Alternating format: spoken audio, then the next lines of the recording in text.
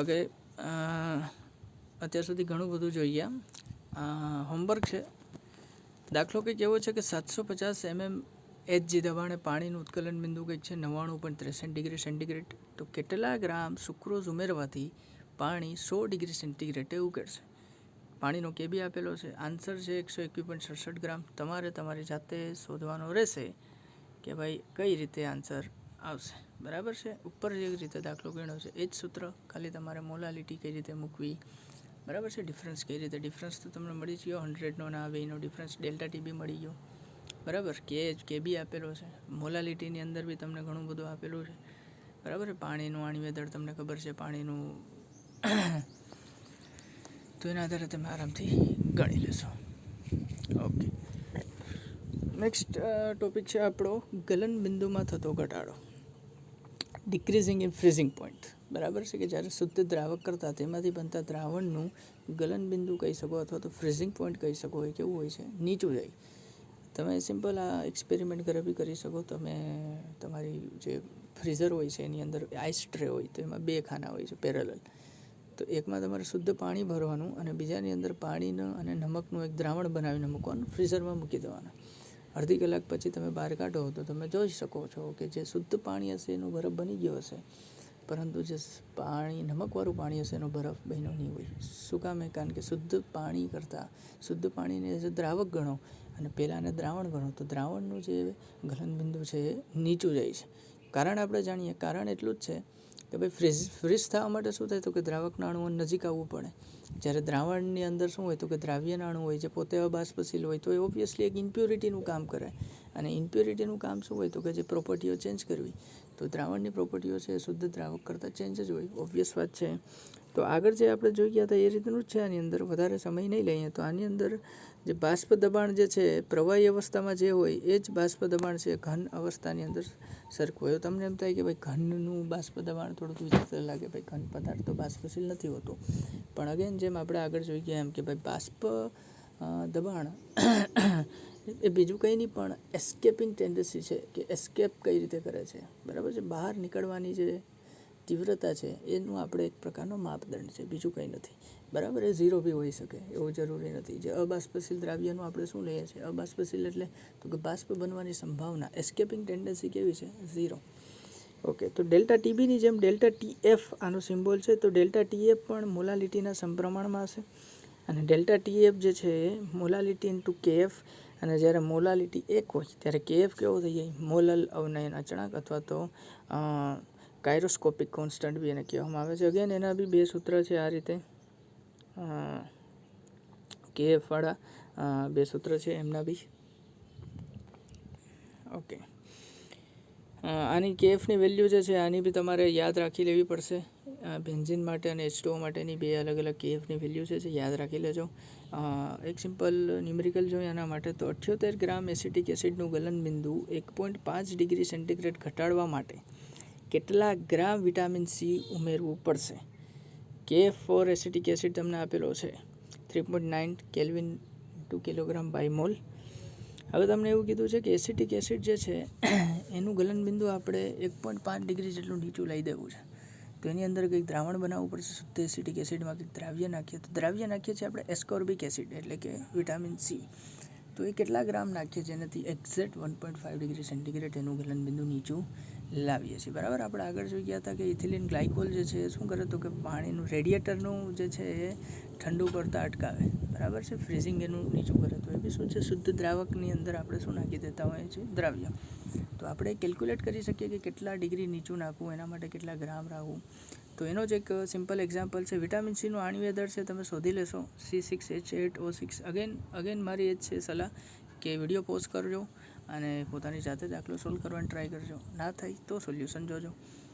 Okay, તો એ તમે જોઈ શકો છો કે 176 ગ્રામ/મોલ આવે. ભૂલ હોઈ શકે, તમે જોઈ શકશો. વિટામિન સીનું મેં તમને અહીંયા બંધારણીય સૂત્ર આપેલું છે, આનું અણુસૂત્ર. હવે ધારો કે આપણે W ગ્રામ સી ઉમેરીએ છીએ તો સીના મોલ કેટલા થાય? W/176, બરાબર. એસિટિક એસિડના મોલ કેટલા થાય? તો કે 78 ગ્રામ છે એને કિલોગ્રામમાં ફેરવશું તો 1000 કિલોગ્રામમાં એટલા માટે ફેરવીએ છીએ કારણ કે સૂત્ર આપણે મોલાલિટી આરે ડીલ કરીએ છીએ. તો મોલાલિટીમાં એમ જ હોય છે દ્રાવકનું વજન કિલોગ્રામમાં લઈએ છીએ આપણે, બરાબર. તો તમને એવો પ્રશ્ન ના થાય કે સાહેબ તેમ દર વખતે આપણે કિલોગ્રામમાં ફેરવીએ છીએ, બરાબર છે. કિલોગ્રામમાં એટલા માટે કારણ કે મોલાલિટીની ડેફિનેશન જ છે કે ભાઈ 1 કિલોગ્રામ દ્રાવકની અંદર દ્રાવ્યના મોલ. ઓકે, તો મોલાલિટીનું સૂત્ર દ્રાવ્યના મોલ W/176 અને દ્રાવકનું વજન કિલોગ્રામમાં 78/1000. સૂત્ર અગેન ΔTF = m.kf. તો ΔTF આપણે આપેલું જ છે, કેટલું આપણે ઘટાડવાનું છે તો કે 1.5, 3.9 તમને આપેલું છે વેલ્યુ KFની, અને મોલાલિટીનું તમે અહીંયા છે તો મોલાલિટીની ગણતરી કરશો એટલે તમને અગેન કેલ્ક્યુલેશન થોડીક હાર્ડ પડશે. Otherwise you can easily find and calculate the amount of vitamin C which is required to lower the freezing point of acetic acid into 1.5. Okay, તો એકદમ ઇઝી અને સરળ દાખલો છે અને એવા જ એપ્લિકેશનથી આ દાખલાઓ થતા હોય છે. આની અંદર ઘણી બધી વેરિએશન આવે. મોલાલિટીનું તમે જોવું તો મોલાલિટીનું સૂત્ર શું હોય છે? Molality W/1000 divide by molar mass into શું હોય તો કે માસ ઓફ સોલ્વેન્ટ. તો મોલાલિટીની જગ્યાએ તમે આ મૂકી દો તો આનાથી ઘણી બધી માહિતી તમને મળે, બરાબર. આનાથી તમે સોલ્વેન્ટનું વજન ગોતી શકો, મોલર માસ ગોતી શકો, વેટ ગોતી શકો, બરાબર છે. ઘણું બધું તમે આની મદદથી કરી શકો છો. તો એ વેરિએશન છે તો આવતા રહેશે.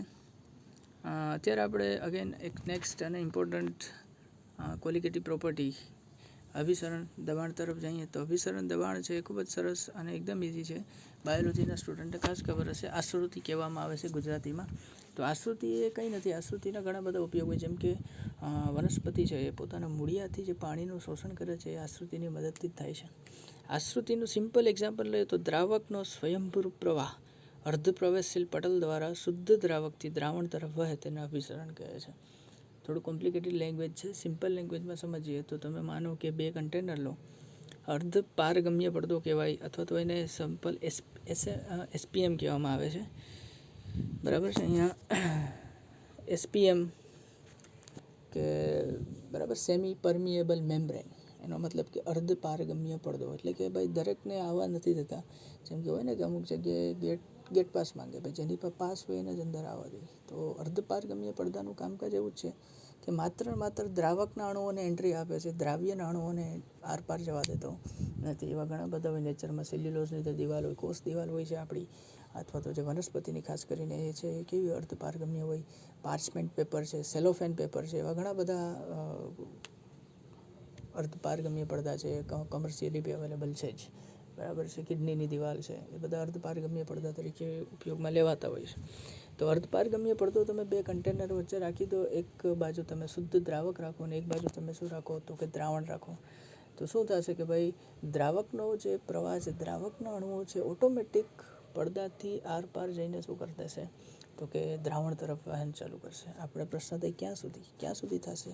ઓબ્વિયસલી જ્યાં સુધી બંને દ્રાવણની અંદર સંતુલન ના સ્થપાઈ જાય, બરાબર. પહેલાં દ્રાવણને ખૂબ જ મંદ ના કરી દઈએ ત્યાં સુધી એ પ્રવાહ સ્વયંભૂ શરૂ રહી છે, તો એને જ આપણે અભિસરણ કહીએ છીએ. અને એ જે ઓટોમેટિક પ્રવાહ જે છે એને બંધ કરો. ક્યારથી બંધ થાય તો કે ભાઈ સામેની બાજુ તમે ધક્કો મારો તો અહીંથી માની લો કે તમે ઇમેજિન કરો કે અહીંથી કોઈ વસ્તુ અંદર જાય છે, બરાબર છે. મારે એને અંદર ના જવા દેવી તો મારે શું કરવું પડે તો અહીંથી ધક્કો મારવો પડે. તો મારે જસ્ટ આને અંદર આવતી અટકાવવા માટે અહીંથી જેટલું દબાણ આપવું પડે એ દબાણને જ કહેવામાં આવે છે અભિસરણ દબાણ, જેને આપણે પાઈ વડે નક્કી કરીએ છીએ, જેને આપણે પાઈ વડે ડિનોટ કરીએ છીએ, કે જે દબાણ દ્વારા શુદ્ધ દ્રાવકથી દ્રાવણ તરફનો સ્વયંભૂ પ્રવાહ રોકી શકાય છે તેને અભિસરણ દબાણ કહેવાય છે, બરાબર છે. આપમેળે જાય છે દ્રાવકના અણુઓ, એને મારે રોકવા છે તો મારે દ્રાવણ તરફથી એક દબાણ આપવું પડે. જે મિનિમમ દબાણ છે કે એક દબાણે ચલો હવે અટકી ગયું, સ્વયંભૂ પ્રવાહ અટકી ગયો, એને આપણે કહી દઈશું અભિસરણ દબાણ, જેને પાઈ કહેવામાં આવે છે. NCERT છે મસ્ટ છે આ ટોપિક માટે. NCERTમાં આની ડિટેલ આપેલી છે, જે થિયરીવાળી એ તમે જોઈ લેજો. ઓકે, તો કહેવાનો મતલબ એમ જ છે કે અહીંયા તમે જોઈ શકો છો કે વધુ સાંદ્ર દ્રાવણ લો અથવા તો અહીંયા ઓછું સાંદ્ર દ્રાવણ અથવા તો શુદ્ધ દ્રાવક બી કેમ ના લઈ લો, તો તમે જો કે વેપર પ્રેશર કેનું વધારે હશે. જો આ બહુ ઇમ્પોર્ટન્ટ હું તમને જણાવવા જઈ રહ્યો છું કે વધુ સાંદ્ર દ્રાવણ હોય એક બાજુ અને એક બાજુ ઓછું સાંદ્ર દ્રાવક હોય, કેનું બાષ્પ દબાણ વધારે હોય, બરાબર. વધુ સાંદ્ર દ્રાવણનું કે ઓછા સાંદ્ર દ્રાવણનું? વધુ સાંદ્ર દ્રાવણ જે હોય છે, વધુ સાંદ્ર દ્રાવણની અંદર શું પ્રોબ્લેમ હોય છે કે એની અંદર દ્રાવ્ય આપણે અબાષ્પશીલ જ લઈએ તો પ્રોબ્લેમ એ થાય કે ભાઈ વધારે પ્રમાણમાં એની અંદર શું હશે તો કે અબાષ્પશીલ દ્રાવ્ય હશે, બરાબર. વધારે પ્રમાણે અબાષ્પશીલ દ્રાવ્ય હોય તો કન્ટેનર ઇમેજિન કરો તો એમાં વધારે પડતા શું હશે તો કે એમાં વધારે પડતા જ અહીંયા તમને જોવા મળશે દ્રાવ્યના અણુઓ. જે પ્રશ્ન એવો થવા દે કે જે દ્રાવકના બાષ્પશીલ અણુઓને બી બહાર જવા દેશે નહીં. એને કારણે વધુ સાંદ્ર દ્રાવણનું બાષ્પ દબાણ જેને કહેવાય વેપર પ્રેશર એ કેવું થાય તો કે ડિક્રીઝ થાય. ક્લિયર? એ જ વસ્તુ જો ઓછા સાંદ્રની વાત કરીએ તો ઓછા સાંદ્રતાવાળા દ્રાવણની અંદર બરાબર છે લેસ કન્સન્ટ્રેટેડ સોલ્યુશનની અંદર શું પ્રશ્ન થાય, કન્ટેનર ઇમેજિન કરીએ અગેન એની અંદર જો તમે દ્રાવ્યના અણુઓ રાખો તો ઓછો સાંદ્રતા છે તો એને કારણે દ્રાવ્યના અણુઓ બહુ ઓછા હશે, જેથી કરીને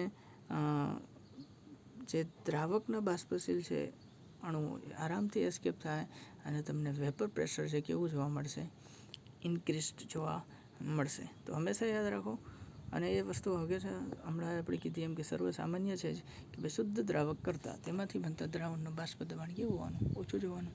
તો અહીંયા દ્રાવણનું બાષ્પ દબાણ ઓછું અને આનું બાષ્પ દબાણ વધારે છે. તો તમે એ બી કહી શકો કે વધારે બાષ્પ દબાણ ધરાવતા બાષ્પ દબાણની જો આપણે રિલેટ કરીએ અભિસરણને તો વધારે બાષ્પ દબાણ ધરાવતા દ્રાવણ તરફથી ઓછું બાષ્પ દબાણ ધરાવતા દ્રાવણ તરફ સ્વયંભૂ પ્રવાહ દ્રાવકનો એવી બી તમે વ્યાખ્યા કરી શકો. તો પાઈ છે એ સીધું કન્સન્ટ્રેશન ઉપર આધાર રાખે. શું કામ કન્સન્ટ્રેશન ઉપર કે ભાઈ જેમ સાંદ્રતા વધારે એમ બાષ્પ દબાણમાં ફેરફાર, જેમ સાંદ્રતાનો તફાવત વધારે એમ જે છે તો જો એક જ સરખી હોય સાંદ્રતા બંને દ્રાવણની તો કોઈ પણ પ્રકારની આશ્રુતિ તમને જોવા મળશે નહીં. તો બાષ્પ દબાણ is directly proportional two C. જે સી છે મોલર સાંદ્રતા, એટલે હવે મોલા લીટી નથી લેવાની, હવે આપણે મોલા રીટી લેવાની છે. એ જ પાછું તાપમાન ઉપર બી આધાર રાખે, કારણ કે તાપમાન વધારશો તો અણુઓની ઝડપ છે વધી જતી હોય છે. તો અલ્ટિમેટલી પાઈ ચાલે છે સી ઇન્ટુ ટી. સી છે મોલર સાંદ્રતા, ટી છે ટેમ્પરેચર છે, સમપ્રમાણતાનો સિમ્બોલ કાઢો એટલે અચળાંક આવશે જે છે આર. અને આર અચળાંક તમને ઓળખો જ છો, આર અચળાંકને. આર અચળાંક બીજું કોઈ નહીં, આપણે વાયુ અચળાંક જે છે બરાબર, જેની કિંમત 0.0882 આપણે લેશું અત્યારે, કારણ કે તાપમાન આપણે સાંદ્રતા મોલારિટીમાં લઈએ છીએ બરાબર છે. તો એના આપણે એ લેશું. હવે અમુક ટર્મ છે આઇસોટોનિક, સમઅભિસારી, આઇસોટોનિક, હાઇપરટોનિક અને હાઇપોટોનિક. હવે જો આ ટર્મ એવી છે કે એ એમનેમ નહીં હોય. કોઈ એક દ્રાવણ માટે એ વસ્તુ તમે શક્ય નથી, કોઈ એક દ્રાવણ માટે એ શક્ય નથી. એના માટે તમારે હંમેશા કમ્પેરિઝન કરવી પડશે. કમ્પેરિઝન એટલે કેવું કે સામે કોણ છે એની સામે તમે જુઓ. જેમ કે અહીંયા બે કન્ટેનર લીધા, એકમાં એ દ્રાવણ છે અને બી, તો એની સાપેક્ષે બી કેવો છે, આઇસોટોનિક છે, હાઇપરટોનિક છે કે હાઇપોટોનિક છે એવું કહી શકો. ખાલી એને હું લઉં તો એ હું કંઈ કહી શકું નહીં, એ ભાઈ એક જસ્ટ દ્રાવણ છે. તો એ અને બીને મેં કન્ટેનર કર્યા, વચ્ચે એસપીએમ મૂક્યું બરાબર, સેમી પરમિએબલ મેમ્બ્રેન મૂક્યો. અને જો બંનેમાંથી કોઈ પણ પ્રકારની આશ્રુતિ ના જોવા મળે એનો મતલબ થાય કે બંનેના બાષ્પ દબાણ કેવા છે, સરખા. અભિસરણ દબાણ કેવા છે, સરખા. તો બંનેના અભિસરણ દબાણ સરખા હોય એવા પ્રકારના દ્રાવણોને કહેવાય આઇસોટોનિક. એકબીજાના આઇસોટોનિક છે. આઇસોટોનિકના મતલબ બંનેના અભિસરણ દબાણ કેવા હોય છે, સરળ હોય છે. ઓકે. બીજું તમે કહી શકો કે જ્યારે એ અને બી બંનેનો અભિસરણ દબાણ સરખા હોય તો આઇસોટોનિક. જ્યારે પાઈ એ ઇઝ લેસ દેન પાઈ બી તો દ્રાવકના અણુઓ એથી બી તરફ જશે, ફાઇનલ છે. બીનું બાષ્પ દબાણ જે છે એ કેવું છે, વધારે. અભિસરણ દબાણ કેવું છે, વધારે. તો વધારે અભિસરણ દબાણ છે તો ઓછા અભિસરણ દબાણવાળું ક્યાં જાય તો કે વધુ અભિસરણ દબાણવાળા તરફ ઓટોમેટિક જાય, તો એથી બી તરફ જાય. તો અહીંયા બીની સાંદ્રતા વધુ હોવાને કારણે શું થાય તો એ હાઇપરટોનિક દ્રાવણ છે. જ્યારે એની સાંદ્રતા ઓછી છે તો એને હાઇપોટોનિક દ્રાવણ કહેવામાં આવે છે. અને આની બહુ મસ્ત એપ્લિકેશન એ જ છે આરબીસી, રેડ બ્લડ સેલ, જે આપણા લોહીની અંદર આરબીસી જોવા મળે છે. એની સાંદ્રતા છે 0.9% W/V સાથે આઇસોટોનિક હોય છે. એનો મતલબ છે કે 0.9% W/V NaClનું દ્રાવણ જે છે આપણે આરબીસીના સાંદ્રતા જેટલી સમાન જ હોય છે. તો આને જ છે ને સલાઇન સોલ્યુશન કહેવાય છે. ઇન્જેક્શનની અંદર જે દ્રાવણ હોય ને દવા સાથે એની સાંદ્રતા એટલી હોય. શું કામ? કારણ કે ઇન્જેક્શન તમે આપો તો જો સાંદ્રતા વધારે હોય એટલે કે હાઇપરટોનિક થઈ જાય તો શું થાય તો કે આરબીસી છે ચીમડાઈ જાય એનું બધું પાણી બહાર આવી જાય, કારણ કે ઓછાથી વધુ તરફ જાય, ખબર પડે દ્રાવક બહાર આવી જાય. અને એ જ વસ્તુ કે હાઇપોટોનિક હોય તો પછી ઊંધું ફૂલાઈ જાય, તો એ વસ્તુ એ પ્રોબ્લેમ ના થાય એના માટે શું થાય તો કે એને આઇસોટોનિક દ્રાવણો બનાવીને નાખવામાં આવે છે. તો એ વસ્તુ યાદ રાખજો. તો અગેન આપણે પાઈ બરાબર CRT, અગેન એક મસ્ત સૂત્ર મળ્યું, અને આના આધારે દાખલા હોય. સી છે આપણે મોલ બાય લીટર લેશું, અને આર છે 0.082 લીટર ઇન્ટુ ATM પર મોલ પર કેલ્વિન, એવું આપણે યુનિટ આમાં લેશું. ઓકે, એક સિમ્પલ દાખલો જોઈ લઈએ કે 37 ડિગ્રી તાપમાને 450 ml પાણીમાં 1 ગ્રામ પોલિમર ઓગાળતા કે જેનું આણ્વીય દળ 1,85,000 છે, તો બનતા દ્રાવણનું અભિસરણ દબાણ શોધો. ઓકે, તો આપણું જે દ્રાવ્ય છે પોલિમર, એનું મોલ શોધી શકીએ. વજન ભાંગા આણ્વીય દળ 1/1,85,000, મોલારિટી શું હોય, મોલ ભાંગા દ્રાવણનું કદ, તો મોલ છે 1/1,85,000 છેદમાં દ્રાવક છે આપણું પાણી 450 ml, એને લીટરમાં કન્વર્ટ કરશો એટલે ડિવાઈડ બાય 1000 કેન્સલ, તો મોલારિટી મળી તમને 1/185 × 450. ઓકે, તો પાઈ બરાબર CRT, સી તમને છે એટલી અહીંયા મૂકી દો, આર છે 0.082 ઇન્ટુ ટી છે તમને 37 ડિગ્રી સેન્ટીગ્રેડ, તમે કેલ્વિનમાં ફેરવશો એટલે 310 મળશે. કેલ્ક્યુલેશન થોડીક હાર્ડ પડશે, કેલ્ક્યુલેશન કરશો એટલે અહીંયા જવાબ આવશે. જવાબ છે તમારો હોમવર્કમાં, બરાબર છે, કે કેટલો પરફેક્ટ જવાબ આપે છે તમે જોઈ લેજો.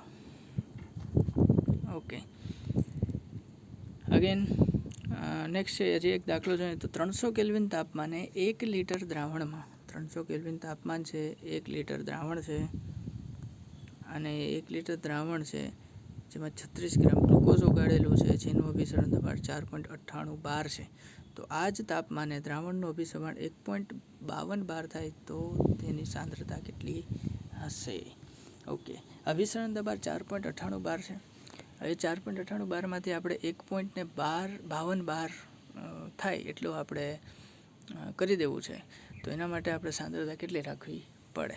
તો અગેન પાઈ બરાબર CRT. હવે બે દ્રાવણની કમ્પેરિઝન, મેં પહેલાં જ કીધું હતું કે આઇસોટોનિક, હાઇપોટોનિક એ દરેક વસ્તુ કમ્પેરિઝન માટે થાય.